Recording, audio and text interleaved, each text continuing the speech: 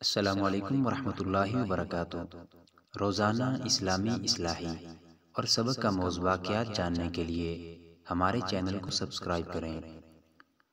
آخری دعا بھی قبول ہو گئی۔ اس کا نام ڈاکٹر احمد تھا اور وہ اپنے ملک کا معروف طبیب تھا۔ لوگ اس سے چیک اپ کروانے اور مشورہ لینے کے لیے کافی دیر تک انتظار کرتے۔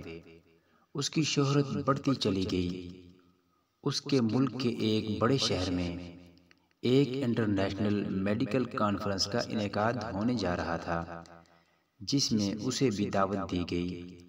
ڈاکٹر احمد کی خدمات کے پیش نظر فیصلہ ہوا کہ وہ اس کانفرنس میں مقالہ پڑھے گا اور اسے اعزازی شیلڈ اور سرٹیفکیٹ بھی دیا جائے گا۔ ڈاکٹر احمد اپنے گھر سے ایئرپورٹ کی طرف روانہ ہوا۔ آج وہ بہت خوش اور پرسکون تھا۔ آج شام اسے خصوصی تکریم اور عزت سے نوازا جائے گا۔ یہ سوچ کر وہ اور زیادہ آسودہ ہو جاتا۔ ایئرپورٹ پر معمول کی چیکنگ کے بعد فوراً ہی وہ ہوائی جہاز میں سوار ہو گیا اور اس کی فلائٹ شیڈول کے مطابق پرواز کر گئی۔ کوئی آدھ پون گھنٹے کے بعد ایئر ہوسٹس کی آواز سنائی دی۔ وہ اعلان کر رہی تھی، معزز حضرات، ہم معذرت خواہ ہیں کہ طیارے میں فنی خرابی کی وجہ سے مجبور ہو کر اسے قریبی ایئرپورٹ پر اتارا جا رہا ہے۔ ہمارے پاس اس کے سوا کوئی چارہ کار نہیں ہے۔ فلائٹ بغیر کسی دشواری کے قریبی ایئرپورٹ پر اتر گئی۔ مسافر جہاز سے اتر کر لاؤنج میں چلے گئے۔ ڈاکٹر احمد بھی دیگر مسافروں کے ساتھ طیارے کے درست ہونے کا انتظار کرنے لگے۔ تھوڑی دیر بعد ایئرپورٹ اتھارٹی نے اعلان کیا کہ خرابی درست ہونے کا فوری امکان نہیں۔ مسافروں کو متبادل طیارہ آنے تک انتظار کرنا ہوگا۔ نیا طیارہ کب آئے گا کسی کو علم نہ تھا۔ پھر کچھ دیر بعد اعلان ہوا کہ متبادل طیارہ کل ہی آ سکتا ہے۔ ہم اس زحمت کے لیے معذرت خواہ ہیں۔ ڈاکٹر احمد کے لیے یہ اعلان نہایت تکلیف دہ اور چونکا دینے والا تھا۔ آج کی رات تو اس کی زندگی کی بہت اہم رات تھی۔ وہ کتنے ہفتوں سے اس کا منتظر تھا۔ اس کی تکریم ہونے والی تھی۔ وہ کرسی سے اٹھا اور ایئرپورٹ کے اعلیٰ افسر کے پاس جا پہنچا، اپنا تعارف کروایا اور کہا، میں انٹرنیشنل معیار کا ڈاکٹر ہوں۔ میرا ایک ایک منٹ قیمتی ہے۔ مجھے آج رات فلاں شہر میں مقالہ پڑھنا ہے۔ پوری دنیا سے مندوبین اس سیمینار میں شرکت کرنے کے لیے آئے ہوئے ہیں اور آپ لوگ ہمیں مجدہ سنا رہے ہیں کہ متبادل طیارہ 16 گھنٹے بعد آئے گا۔ متعلقہ افسر نے جواب دیا، محترم ڈاکٹر صاحب، ہم آپ کی عزت اور قدر کرتے ہیں۔ ہمیں آپ کی اور دیگر مسافروں کی مشکلات کا بخوبی اندازہ ہے، لیکن یہ ہمارے بس کی بات نہیں اور نہ ہی نیا طیارہ فراہم کرنا میری ذمہ داری ہے۔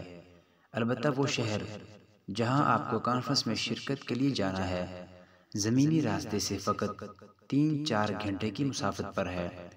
اگر آپ کو بہت جلدی ہے تو ایئرپورٹ سے کرائے پر گاڑی حاصل کریں اور خود ڈرائیو کرتے ہوئے مطلوبہ شہر پہنچ جائیں۔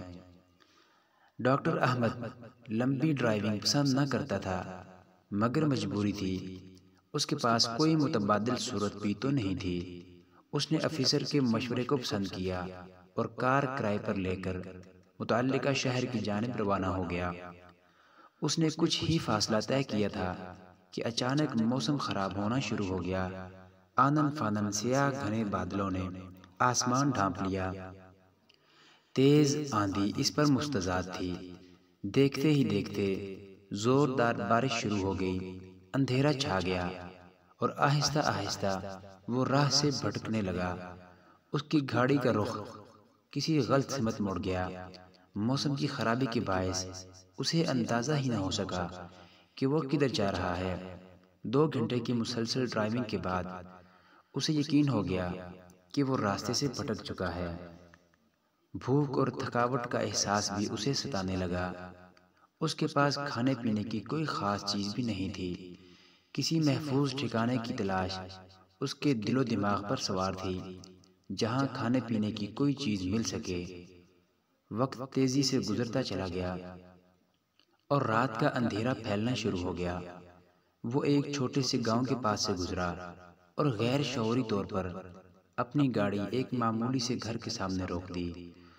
اس کا ہاتھ گھر کے دروازے پر تھا، وہ اسے کھٹکھٹا رہا تھا۔ اندر سے ایک بوڑھی عورت کی نحیف و ناتواں آواز اس کے کانوں میں پڑی، جو کہہ رہی تھی، بیٹا جو بھی ہو اندر آ جاؤ، دروازہ کھلا ہے۔ ڈاکٹر احمد گھر میں داخل ہوا تو دیکھا کہ ایک بوڑھی عورت متحرک کرسی پر بیٹھی ہے۔ ڈاکٹر نے کہا، اماں جی، میرے موبائل کی بیٹری ختم ہو چکی ہے، کیا میں آپ کا موبائل استعمال کر سکتا ہوں؟ بوڑھی عورت مسکرا کر کہنے لگی، بیٹے کون سے فون کی بات کر رہے ہو؟ شاید تمہیں معلوم نہیں کہ تم کہاں ہو۔ ہمارے ہاں بجلی ہے نہ ٹیلی فون۔ یہ تو ایک چھوٹا سا گاؤں ہے جہاں شہری سہولتوں کا کوئی تصور نہیں ہے۔ میرے بیٹے، وہ سامنے میز پر چائے اور کھانا رکھا ہے، لگتا ہے کہ تم بھوکے اور پیاسے ہو، راستہ بھٹک گئے ہو۔ تم پہلے کھانا کھا لو، پھر بات کرتے ہیں، تمہارا سفر بھی خاصا طویل ہے۔ ڈاکٹر احمد نے اس بوڑھی خاتون کا شکریہ ادا کیا اور کھانے پر ٹوٹ پڑا۔ سفر کی تھکاوٹ کے ساتھ اسے شدید بھوک بھی ستا رہی تھی۔ اچانک بوڑھی عورت کی کرسی کے ساتھ والی چارپائی پر حرکت ہوئی اور ایک معصوم نے رونا شروع کر دیا۔ بوڑھی نے اس بچے کو تھپک کر سلایا اور اسے دعائیں دینا شروع کی۔ وہ اس بچے کی صحت اور سلامتی کے لیے لمبی لمبی عاجزانہ دعائیں کر رہی تھی۔ ڈاکٹر احمد نے کھانا کھایا اور خاتون سے کہنے لگا، اماں جان، آپ نے اخلاق، کرم اور میزبانی سے میرا دل جیت لیا ہے۔ آپ لمبی لمبی دعائیں مانگ رہی ہیں، مجھے امید ہے کہ اللہ تعالیٰ آپ کی دعائیں ضرور قبول کرے گا۔ میرے بیٹے، وہ بڑھیا گویا ہوئی، میرے اللہ نے میری ہمیشہ دعائیں سنی اور قبول کی ہیں۔ بس ایک دعا باقی ہے جو میرے ضعف ایمان کی وجہ سے پوری نہیں ہوئی۔ تم تو مسافر ہو، دعا کرو کہ وہ بھی قبول ہو جائے۔ ڈاکٹر احمد کو اشتیاق پیدا ہوا، کہنے لگا، اماں جان، وہ کون سی دعا ہے جو قبول نہیں ہوئی؟ آپ مجھے اپنا کام بتائیں، میں آپ کے بیٹے کی طرح ہوں، انشاءاللہ اسے ضرور کروں گا، آپ کی خواہش کا پورا پورا احترام کروں گا۔ وہ خاتون کہنے لگی، میرے عزیز بیٹے، وہ دعا اور خواہش میرے اپنے لیے نہیں بلکہ اس یتیم بچے کے لیے ہے جو میرا پوتا ہے۔ اس کے ماں باپ فوت ہو چکے ہیں اور اسے ہڈیوں کی ایک بیماری ہے جس کی وجہ سے یہ چلنے پھرنے سے معذور ہے۔ میں نے اس کے بہت علاج کروائے ہیں، بڑے بڑے ڈاکٹروں کے پاس لے کر گئی ہوں، مگر تمام اطباء اس کے علاج سے عاجز آ گئے ہیں۔ لوگوں نے مشورہ دیا ہے کہ اس ملک میں احمد نام کا ایک ڈاکٹر ہے جو اس مرض کے علاج کا ماہر ہے، اس کی شہرت دور دور تک ہے۔ وہ بڑا مانا ہوا سرجن ہے جو اس کا آپریشن کر سکتا ہے، مگر وہ تو یہاں سے بہت دور رہتا ہے، اس تک پہنچنا کوئی آسان کام تو نہیں۔ تم میری حالت دیکھ رہے ہو، میں عمر رسیدہ ہوں، کسی وقت بھی بلاوا آ سکتا ہے۔ مجھے یہ فکر کھائی جا رہی ہے کہ میرے بعد اس بچے کی نگہداشت کون کرے گا، اس لیے میں ہر وقت اللہ تعالیٰ سے دعا کرتی ہوں کہ وہ کوئی سبب پیدا کرے کہ میں اس بچے کو ڈاکٹر احمد کے پاس لے جا کر علاج کروا سکوں۔